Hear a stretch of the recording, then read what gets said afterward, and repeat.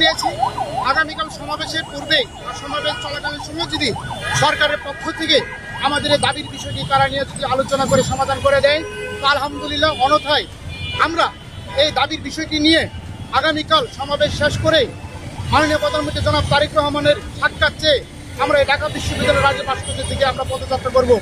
এটা সাংবাদিক ভাই বোনেরা, কোথায় পর্যন্ত করবে? আমরা যেহেতু মাননীয় প্রধানমন্ত্রীর সাক্ষাৎ চেয়ে যেহেতু আমরা পদযাত্রা করব, মাননীয় প্রধানমন্ত্রী যেখানে অবস্থান করুক না কেন সেখানেই আমরা যাওয়ার চেষ্টা করব। যতক্ষণ পর্যন্ত সাক্ষাৎ না হবে ততক্ষণ পর্যন্ত আমাদের পদযাত্রা চলতে থাকবে। মিছিল থেকে সচিবালয় অভিমুখে হবে কিনা? না, আমরা যেহেতু মাননীয় প্রধানমন্ত্রী যেহেতু গুলশানে থাকেন, তার বাসভবন মুখে আমরা পদযাত্রা করব। আমরা ইতিমধ্যে এই বিষয়টি সরকারের কাছে বারবার অবগত করেছি।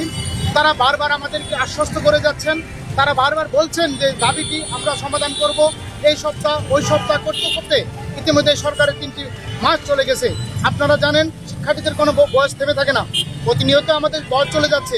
ইতিমধ্যে সরকার অনেক দৃশ্যমান পদক্ষেপ নিয়েছে, সেগুলো আমরা প্রশংসা করি, বাট সকল অন্যগুলা যে পদক্ষেপ নিয়েছেন তার চেয়ে এই শিক্ষার্থীদের দীর্ঘদিনের যে দাবি সেটা হলো গুরুত্বপূর্ণ। কারণ অন্যগুলো তোর বয়স চলে গেলে তাদের সমস্যা নাই, কিন্তু আমাদের তো প্রতিনিয়ত চাকরিতে আবেদনের বয়স চলে যাচ্ছে।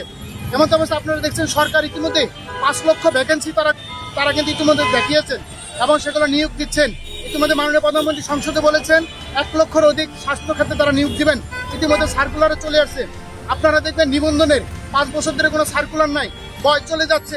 তাহলে সরকার কোন জিনিসটাকে প্রাথমিকভাবে পদক্ষেপ নেবেন সেটা আমার মনে হয় যে দ্রুত এই বিষয়টি জানা উচিত।